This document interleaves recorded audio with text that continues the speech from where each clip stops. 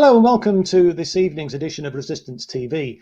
Tonight we're going to be discussing the EndSARS protests in Nigeria against the activities of the security services there, who recently opened fire on hundreds of peaceful protesters. You may have seen some of the coverage of this on the mainstream media, although there hasn't been as much coverage as the issue really deserves.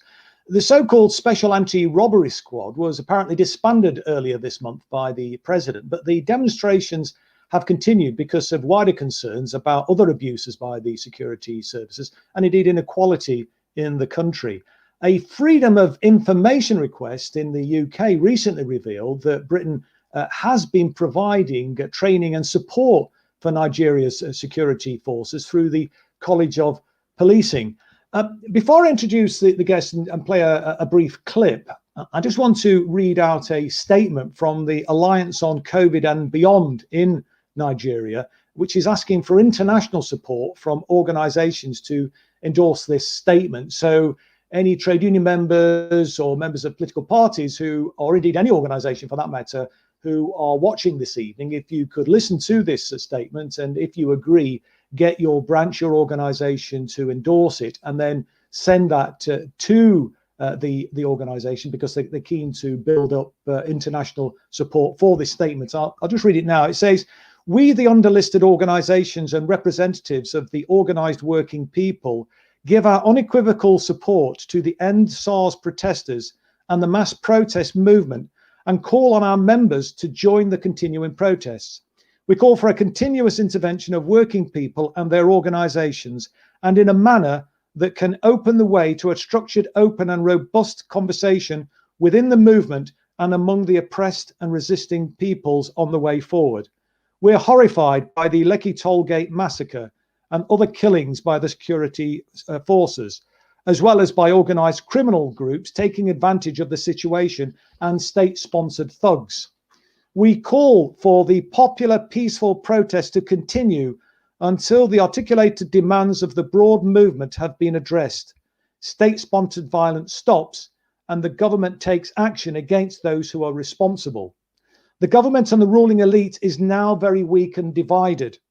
It does not know what to do. So now is the time to push forward our trade union demands. The health workers need to restart their strikes. The teachers should organize for action around the promises made to them by Buhari, the president.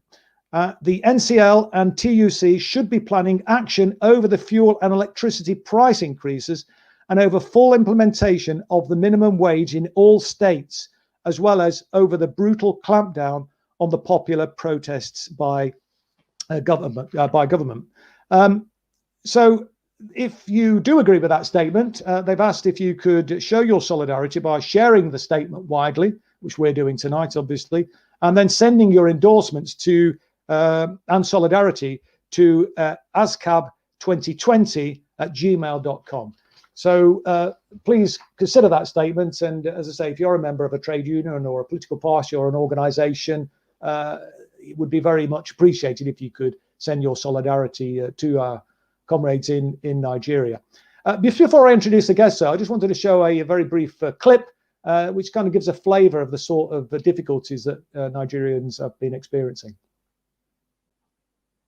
Hashtag EndSARS has been trending not only in Nigeria but also across the globe over the past couple of weeks. It means the Special Anti-Robbery Squad. It was set up in the 1990s in Nigeria. It's a squad aimed at the time was aimed at trying to curb things like robbery.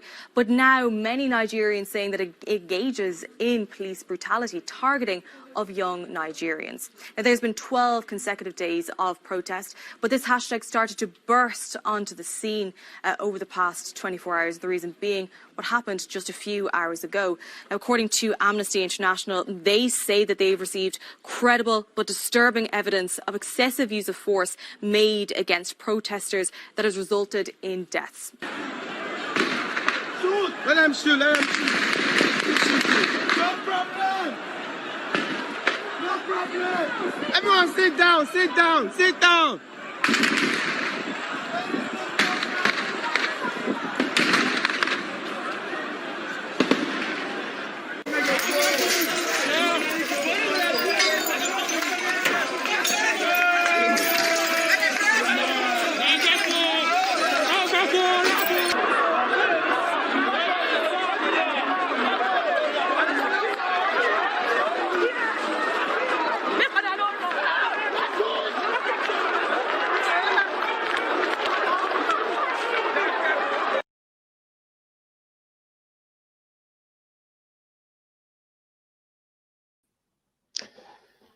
Nigeria is one of the most unequal countries in the world, and we'll explore that in the discussion going forward this evening. But let me just introduce our guests. Unfortunately, Kawthar Salahudeen is on well this evening, has not been able to join us. But I'm pleased to say that we've got Walia Aladipo, who has stepped into the breach to take her place this evening. Walia is also a student in the same way that Kawthar is, and has been an activist on the ground in Nigeria, and has been part of the protests against the brutal security services, and indeed the other problems that Nigerians have been experiencing for far too long.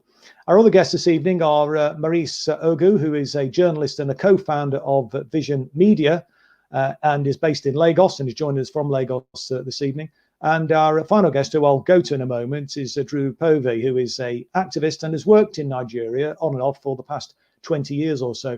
So if I could maybe start with you, Drew, could you perhaps give your thoughts on what's happening in Nigeria right now, and perhaps a flavour of what you witnessed when you have been over there?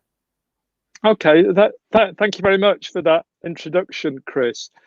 I mean, clearly, I think the most important thing to start with is Nigeria is an incredibly important country.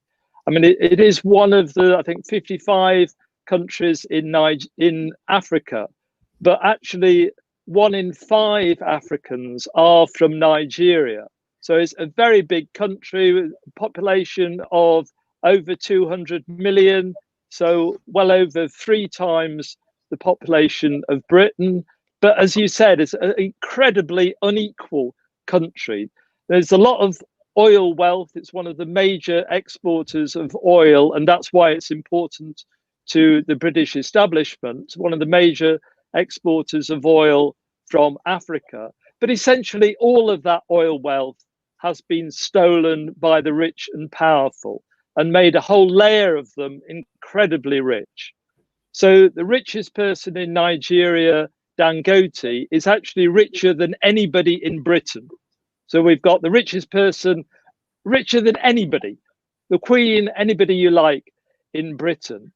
But you've got a mass of people, and earlier this year in May, the National Bureau of Statistics issued their most recent survey on poverty, and they were saying that 40% of the population are below the poverty line and can essentially only just afford to buy enough food to survive. And I think that is that inequality that is behind these protests, because the only way the government survives is by heavy repression. So we've got a vicious police force that are the direct subject of the protests. They routinely torture people. So their idea of crime fighting is to go out, pick up usually young people, and that's why we've had the youth explosion, pick them up and torture them until they admit to crimes, and then they end up in prison for years at a time. I think something like 60% of prisoners in Nigerian prison are on remand, so they are supposedly innocent until proved guilty, but they suffer atrocious conditions. We've also got massive unemployment and underemployment, especially by the youth. So perhaps half of young people don't have a proper job. In addition, the university lecturers have been on strike for the last 6 months. So all the university students are at home wandering around the streets. So this is really the spark, or the background to the demonstrations. Then obviously we had COVID-19, although in reality there've been a very low level of deaths in Nigeria and as across much of Africa. But there were lockdowns, and that had a massive impact on the informal economy in Nigeria. And so a lot of people tipped over from poverty to just not being able to survive. So I said that we've had a history of repression in Nigeria. There are a whole series of military governments from 1966 until the last one ended in 1999. But we have had massive opposition. So since 1999, there have been at least a dozen general strikes, which have been incredibly impressive. For me, traveling backwards and forwards to Nigeria, certainly appeared until recently that they were having general strikes almost every year. And I was saying, you know, you have to realize what this means to somebody from Britain when we've only ever had one general strike as far back as 1926, and that very clearly failed. The working class was defeated. When in Nigeria, we have this vibrant working class tradition where general strikes have been used regularly to push the government. And one of the fights has been over the normal neoliberal reforms of removing fuel subsidies. And for me, that was one of the few benefits that the poor urban workers gained from the oil wealth of Nigeria. So transport to work was relatively cheap in Nigeria until the last year or so, when those subsidies were finally removed. I mean, it's incredibly inspiring, Drew, I think, to see what, you know, the activities of the labor movement in Nigeria, and you know, it sends a very clear message, I think, to people in the UK and other places around the world that, you know, when the working class stand together, then, you know, it's possible to make progress. And as you mentioned, Nigerians have suffered terribly from inequality and repression. And I remember back 25 years ago, the appalling execution of the incredible civil rights leader Ken Saro-Wiwa on a trumped-up charge, and of course the implication of British oil companies. I mean, the Shell oil company was implicated and indeed paid damages, paid compensation to Ken Saro-Wiwa's family and the other 9 activists, I think it was, who were executed at the same time. And yet, in spite of this repression, in spite of the way in which the administration there has cracked down, you know, the working class have not been cowed, and they have continued to stand together. And that's incredibly inspirational. And one of the reasons why, in terms of our movement that we're trying to build, you know, we want that internationalist perspective so that we, you know, we can learn lessons from struggles, liberation struggles from all over the world. Yes, exactly. I mean, as I said, I mean, I think the history of general strikes in Nigeria is an inspiration, and the mass protests that we've had earlier this month in Nigeria is another way, especially I think in terms of the Black Lives Matter movement. I mean, clearly that had an echo in Britain, and also I think that was one of the contributory factors to the mass uprising that we've had, and the massive daily demonstrations that we had for at least 12 days in Nigeria until recently. I think also there's our responsibility as Britons in terms of what the British government is doing.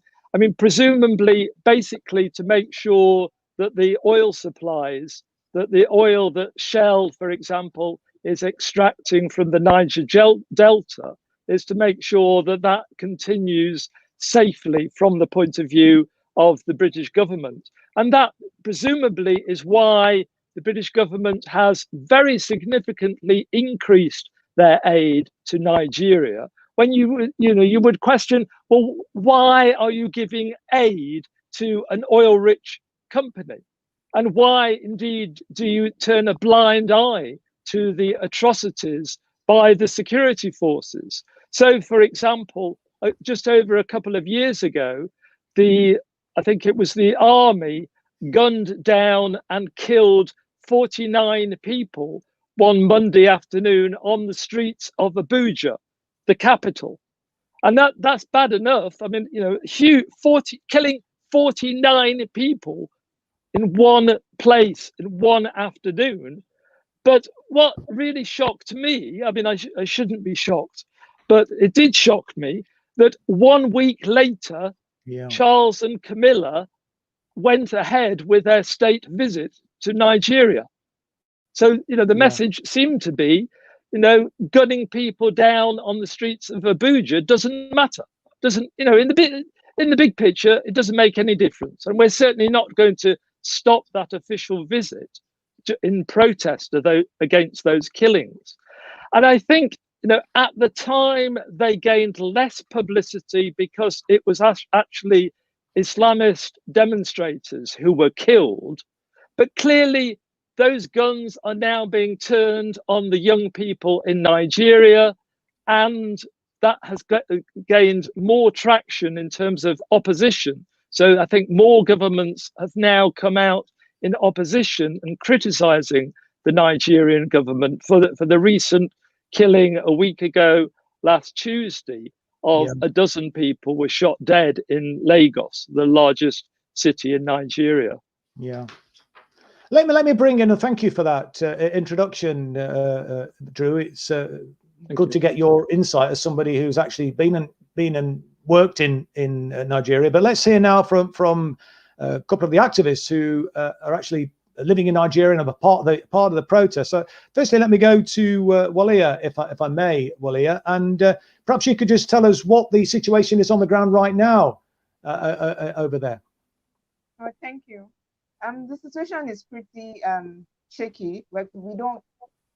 There's a lot of tension in the air, but it's better than it was about 3 days ago, 3-4 days, where there was shooting around. Like they were shooting on the streets, burning down things, and a lot of roads were blocked by hoodlums. But right now, schools have opened today here in Ibadan. So things are slowly going back to normal. But I doubt the way things are going back to normal is going to be permanent again, because a lot of stores have been looted, and people who are going about their daily lives have had their means of living actually hijacked by these hoodlums. And we would say that the hoodlums are directly connected to the government, because at the start of the protest, we saw how the government sponsored these hoodlums and actually brought them into the protest. So a lot of people would get angrier because now their means of livelihood has been affected. It wasn't as if it was good before due to the pandemic, but with this situation now, it's really critical for most people. So there's a lot of tension. Yeah, no, indeed, I can imagine. What's been the reaction to Buhari saying that he's disbanded the SARS group? I understand he's renamed it as SWAT. I mean, are people skeptical about that? I mean, what's people's feeling? We are very afraid that it's just another hoax, because it's not the first time. 2017, when the protest initially started online, they disbanded it and said they mentioned they disbanded SARS. Then 2008, they mentioned reforming SARS. So every time they keep another engagement, but there is nothing being done. The actors keep continuing. So there is really nothing to believe except to start. Well, yeah, sorry. Too much interference on your line. We're getting a lot of static. We can't quite hear what you were saying there. I wonder, perhaps maybe it seems to have gone now, the static. Could you perhaps just start that again? Sorry, now it's come back again.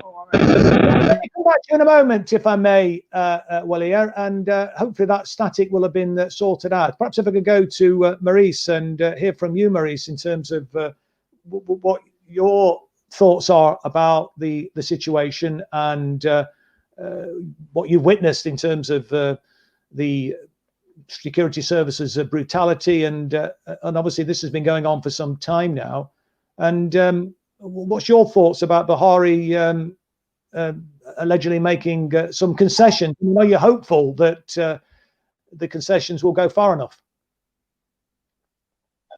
Well, just as you rightly said, over the years we've been having this type of issue, police brutality, and then we have a president that does not really care about the people. Buhari does not care about the people. So the situation on ground could have been better managed before it went the way it went, if Buhari had been somebody that really cares about the people. He doesn't care. And we could see this in his attitude, in his approach to the whole thing. He never spoke a word until he was pushed. And finally, when he even addressed the people, he never even mentioned the Lekki killing, Lekki shooting. So you could see that Buhari is not a president that cares about people. I was mentioning somewhere today, the only ambition of Buhari was to become the president of Nigeria, and he had achieved that. So another thing could, another person, another thing could go to hell. It doesn't bother, it doesn't concern him. I mean, what actually happened, many of us were even surprised that he did not come out to say he was not even aware of the protest that had gone on for 12 days. So when you talk about Buhari, it's not a man we could really rely on. It's not a man that can really move this country forward at all. Mm.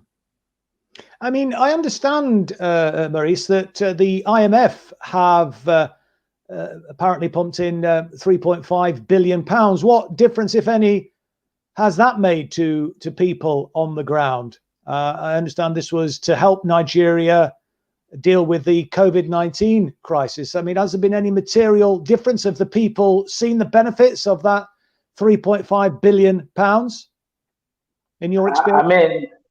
I mean, if we have our ways, we could have asked them. Hold on, Maurice, we've lost your sound a little bit. Could you perhaps get a bit closer to the microphone? We seem to, you've gone a bit faint. I hope you can hear me now. Yeah, we can hear you better now. Thank you. Yeah, carry on. Okay.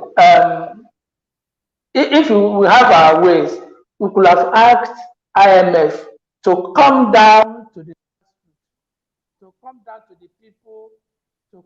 people and distribute the money themselves. I mean, grants in whatever form that is being given to Nigeria through the Nigerian government to the people had never and will never get to the right people. That's not the truth. Will not get to the right people. So if we have opportunity, we'll ask IMF, come down, and you can see this in the recent events that has been happening in the country. COVID-19 palliatives that were meant to be given to people during the lockdown somehow got themselves in warehouses across the country, and you can see that people have seen that and have started. I don't want to call it.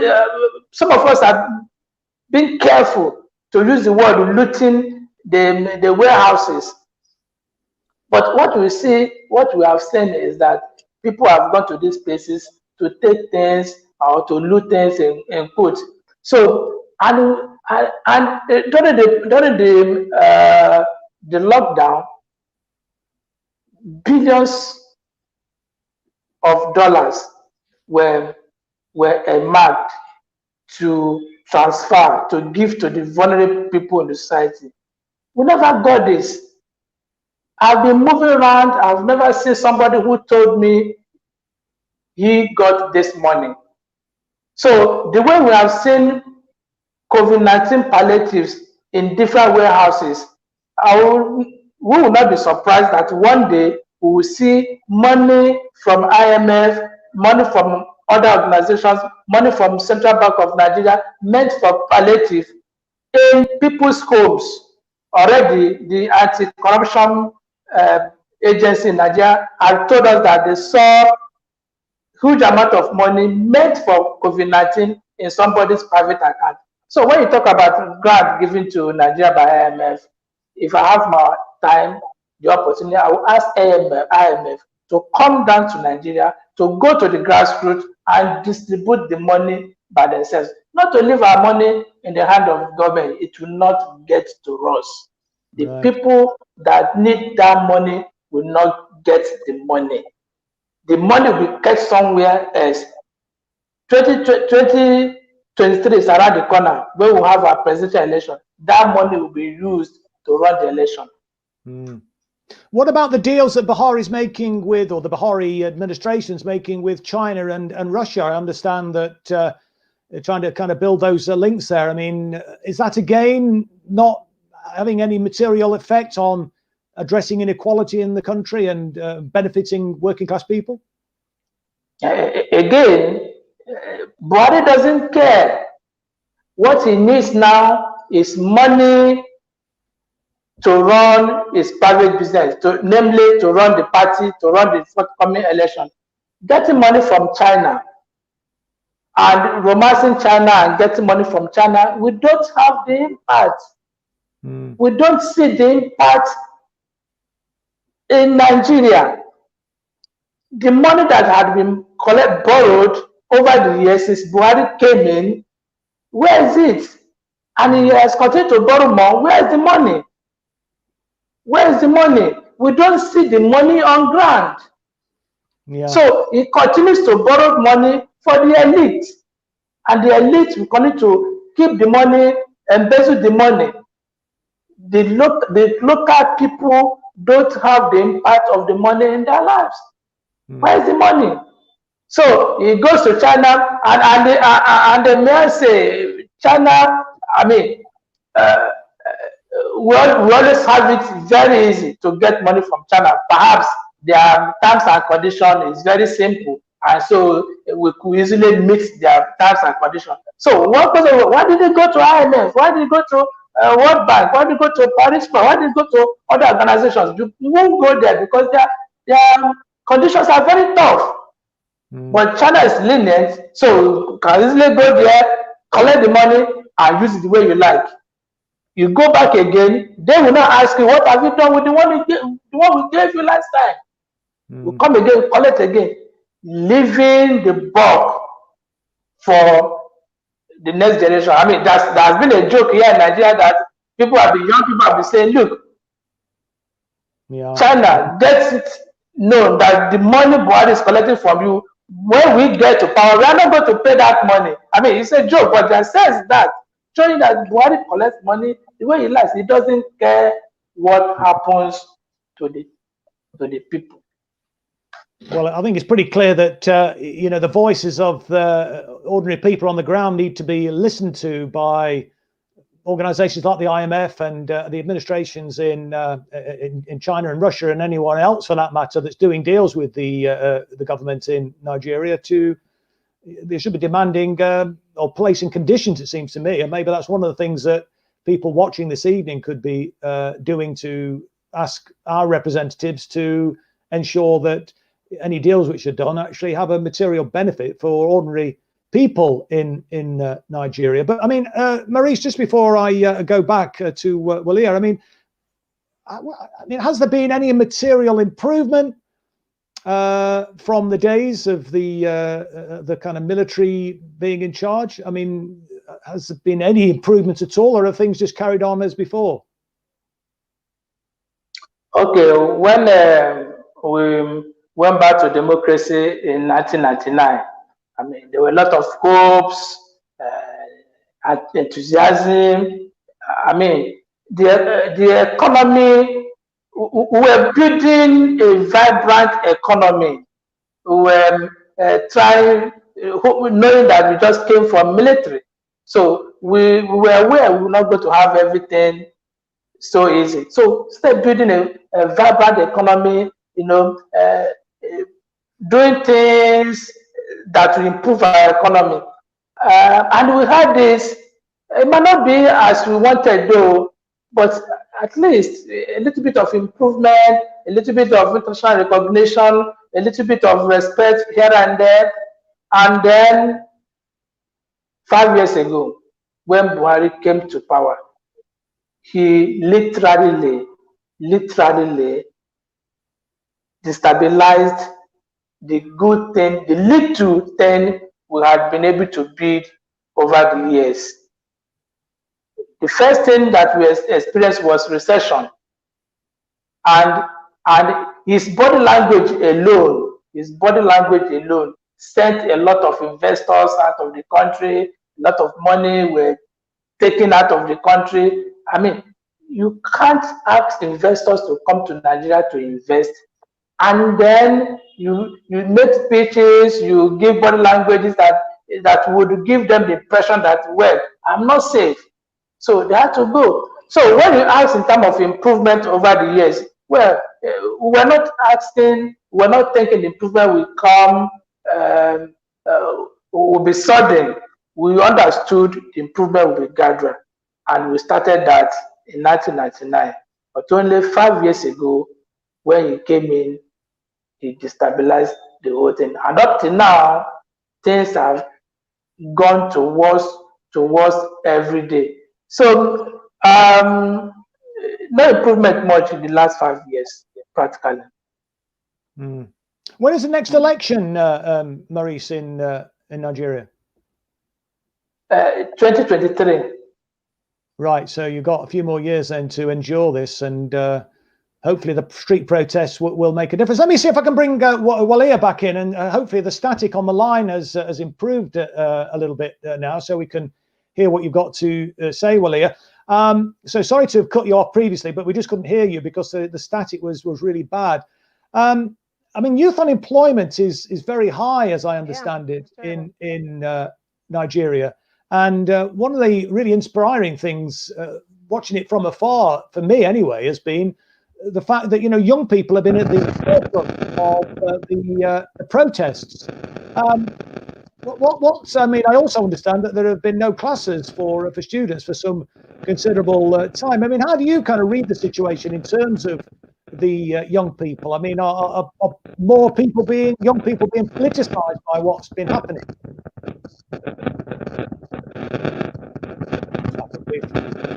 I think we've lost. Well, yeah. It's been very frustrating for us because we can't hear you, Walia, unfortunately. The static is so bad. Can you hear me? I wonder whether it might be worth maybe trying to dial in again and see if I can hear you any better. No, I don't think we're. No, I don't think we're going to. We'll see if we can see if we can do something to behind the scenes to improve the line, because we really want to hear from Walia if possible. I mean, a young activist on the ground. It'd be really important to get her perspective on what's been happening.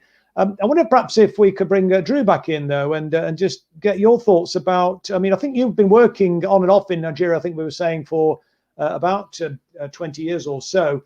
I guess you started working there after the Ken Saro-Wiwa era, but I mean, what from your perspective do you think there's any kind of legacy from Ken Saro-Wiwa's work and you know, the inspiring activities of that civil rights movement that was you know, fighting against the odds in that sort of military dictatorship at the time? Do you think there's any legacy from Ken Saro-Wiwa's period of campaigning, Drew? Well, I think the main legacy is that the problems he was fighting against remain. So, as you said, I mean, that was in 1995. So that was 4 years before the end of the military dictatorship. But I think the way like the police and the army learnt to behave under the military has continued. And you also, I mean, he was very interested in the environmental aspects. I mean, specifically the oil spills in the Niger Delta, and you know, they have continued in broad terms. So that there's still huge spillage of oil, and which is destroying lives. I mean, I did some work a couple of years ago in the Niger Delta. I was working for one of the state governments. And one of the big issues is the flaring of the gas. So the biggest contribution to global warming in sub-Saharan Africa is the flaring of the gas from the oil wells in the Niger Delta. And that was officially made illegal in 1985.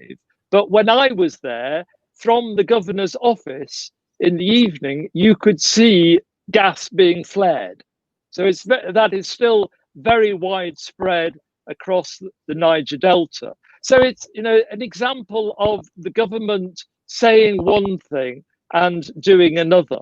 So as I said, in 1985, it was made illegal, but it's continuing. And actually, the major contribution, the promise that Buhari made at the Paris climate talks was to end gas flaring, but not until, I mean, it was, I can't remember, it was sometime in the future. So despite the fact that, you know, it's been illegal for the last 35 years, Buhari just says, oh, well, we will stop it, but sometime in the future.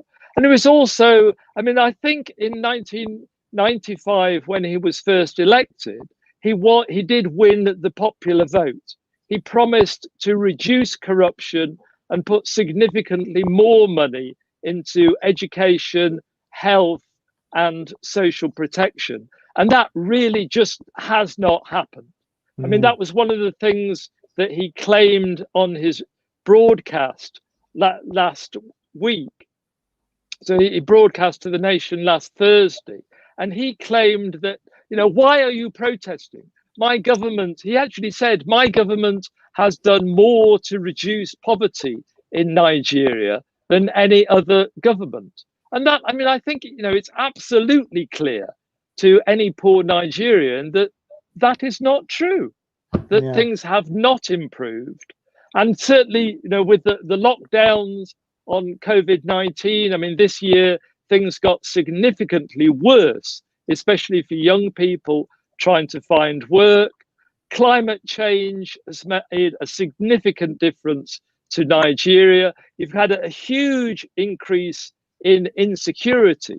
So you've got the Boko Haram, like you said, civil war going on in the northeast.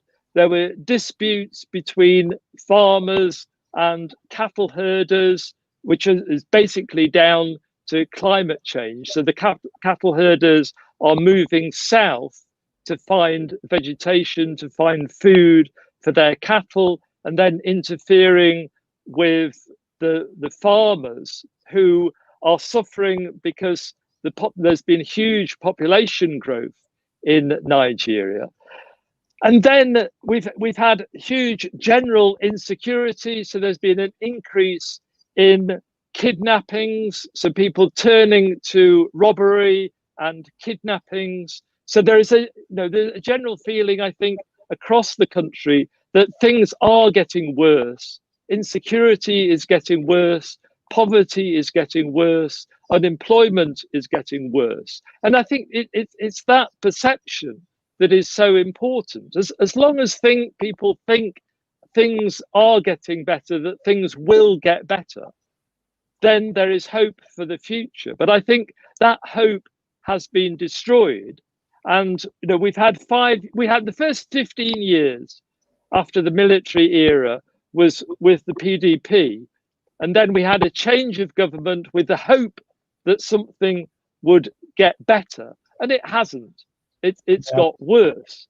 And I suppose the hope rests with the street protests now. I mean, one of the things that Ken Saro-Wiwa was campaigning about a quarter of a century ago, before he was brutally executed by the military regime at the time with the connivance of the Shell oil company, was the fact that, you know, many ordinary Nigerians were not seeing the benefits of the oil riches of the country, and regions where the oil pipelines went through didn't even have electricity. And not only that, oil spillages that you've just touched upon there was having a profound impact on public health. I mean, and for the temerity, frankly, of standing up for ordinary people, Ken Saro-Wiwa and other civil rights leaders at the time who were saying, look, you know, we need to share the nation's riches a bit. It's not too much to ask, surely, is it, that ordinary Nigerians should see some of the fruits of the nation's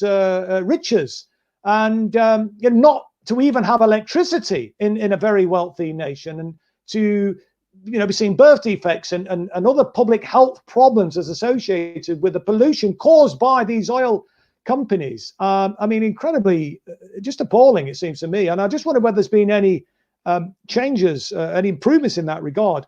And one other thing, just in regards to that, I mean, you know, as I say, Ken Saro-Wiwa was campaigning about these issues and you know, demanding those changes.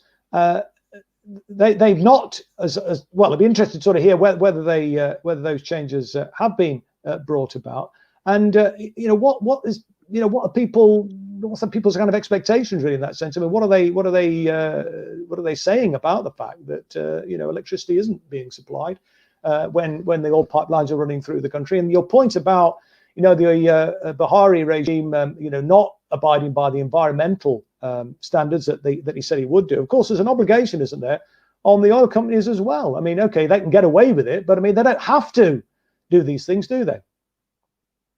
No, that's absolutely right. I mean, they're doing it presumably because the cheapest way of dealing with the gas is to flare it. And I mean, the point you were making about electricity, I mean, you've got one of the major oil exporters in Nigeria. You've got the major source of electricity power in Nigeria is gas. So most of the electricity that's generated in Nigeria is powered from gas, and yet the oil companies are flaring it. And then you've got only roughly half the households in Nigeria have electricity at all. So half don't have it. So that's still a problem then. Absolutely.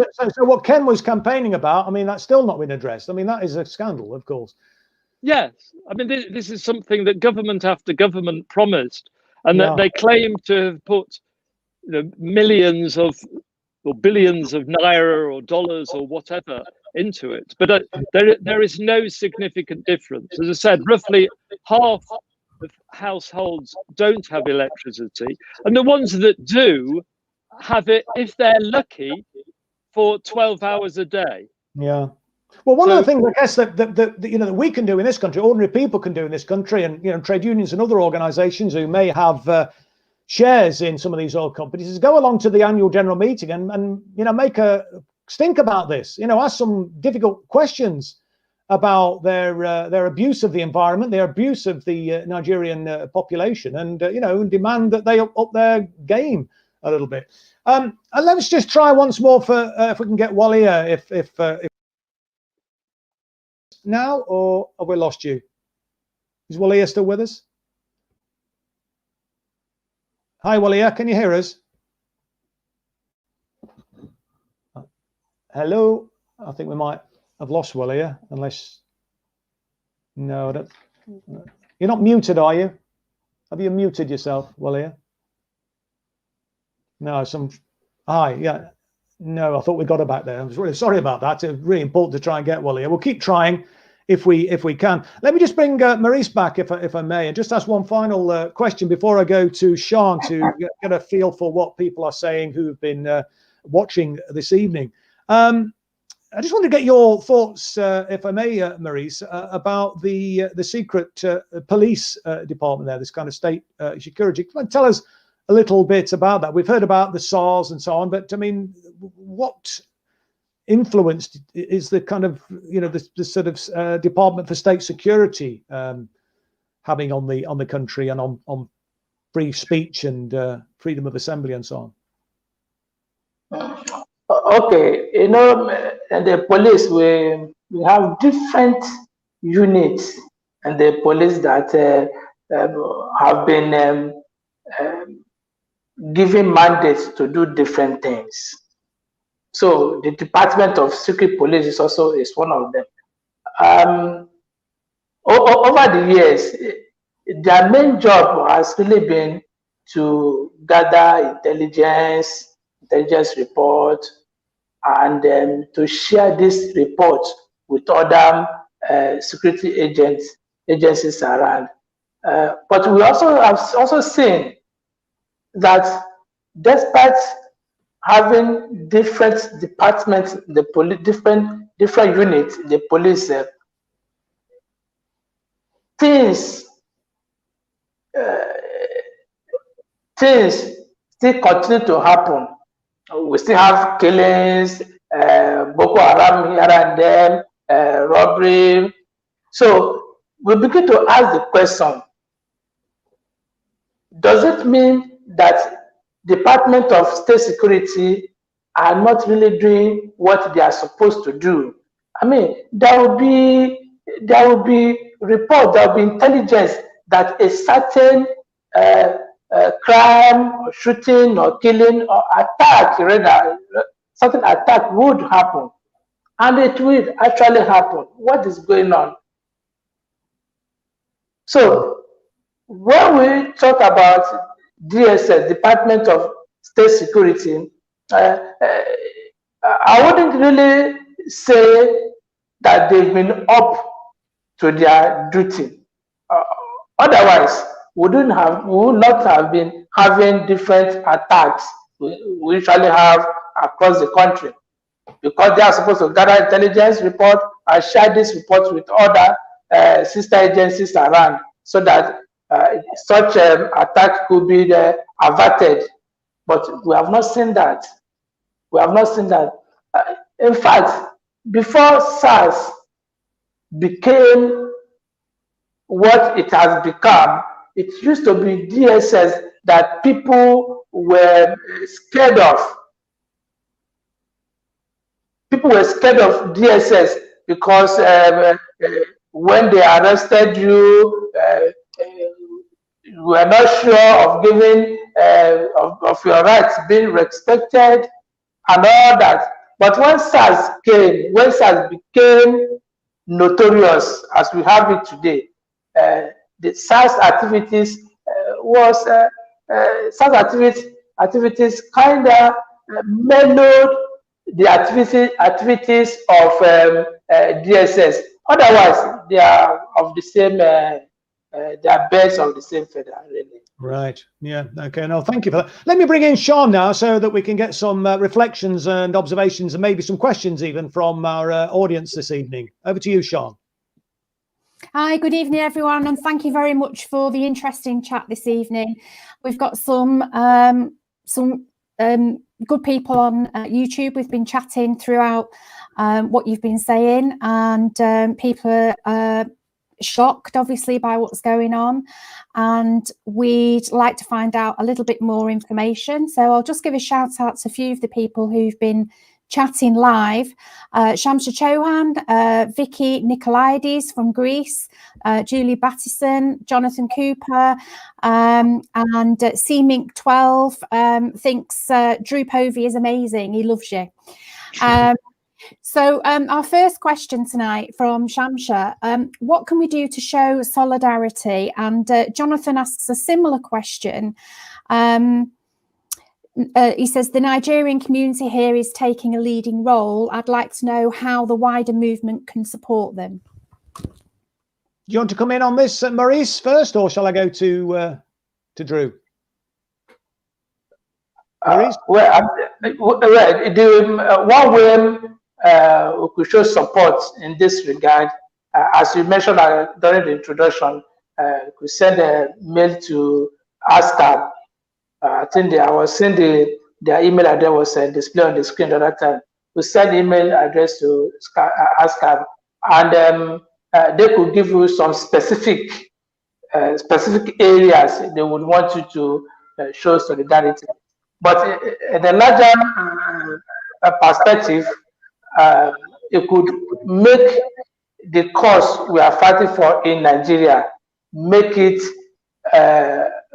go viral, make it known to the people around the world, make it known to the government, different governments around the world.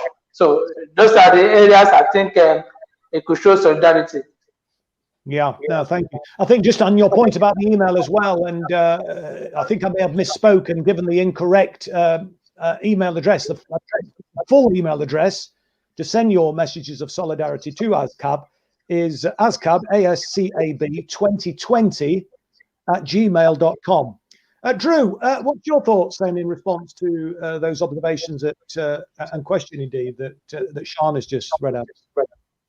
Well, I'd agree with Maurice in terms of the pressure on our governments.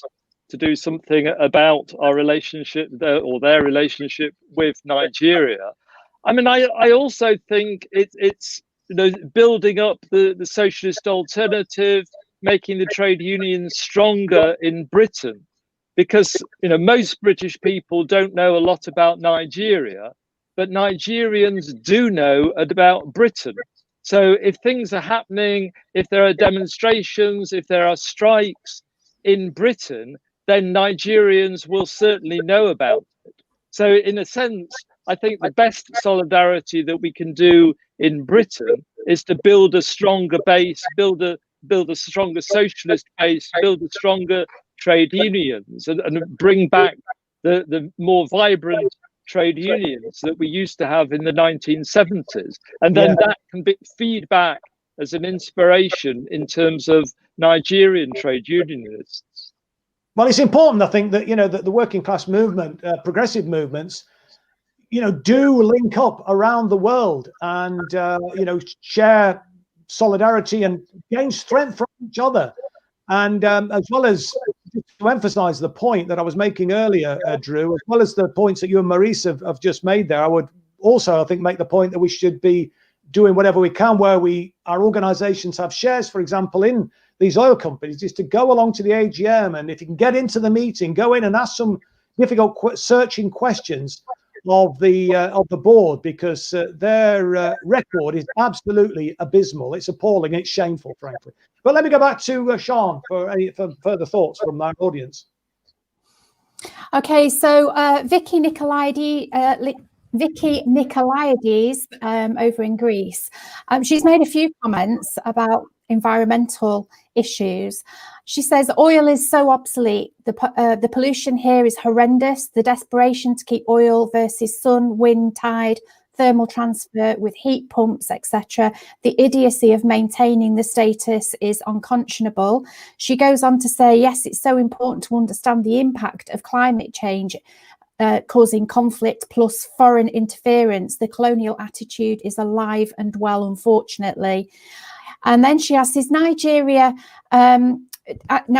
is perfectly situated for solar. Is it possible an infrastructure for electric is needed?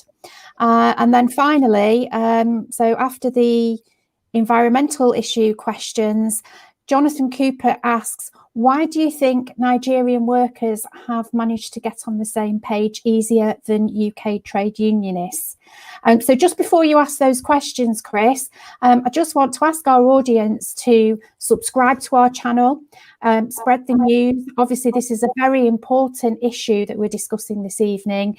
Use the hashtag EndSARS and spread this video as far and wide as you possibly can. Even use it to get into your trade union movements and put in some motions. Any thoughts on that, Maurice, in terms of the environmental question, and would solar potentially be an area that Nigeria could excel in, as well as oil production, or alternative ultimately to oil production? That is correct. Solar is one area we could look around as alternative to oil. Drew mentioned at the other time that the gas that we could have been using to power electricity in Nigeria is actually being flared up by the oil company. And we begin to ask the question, does it mean that we don't have the capacity to turn this gas into electricity? Or we just turn blind eyes to all these things? I mean, coming to this program this night, obviously I was just worried that could lights go at any moment. I mean, Drew mentioned the other time how erratic power supply is in Nigeria, and I'm just praying that this the light I have now to be on this program will not go and then until we finish this program. So looking into solar as alternative to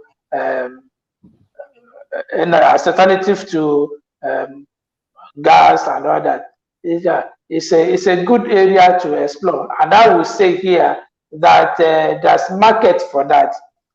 Yeah. But again, you have to also explore very well and make sure that the policies are conducive enough. Otherwise, I will stay here that there's a market for that. So if anyone is willing to go into solar to power up Nigeria, such idea is really amazing.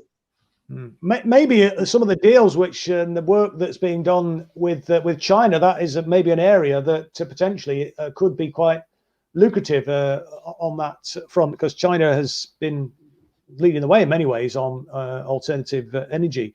So let be interested to see how that develops. I think the other point that was made about the motivated trade union activities, and what's been inspiring, again, to come back to the point I was making, was how kind of young people and organised trade unionists are kind of seemingly anyway from afar working together, and in these protests. I mean, and how do you do that? I mean, it's been inspiring, it's great, and it's something that we could definitely learn a lesson or two from here in the UK.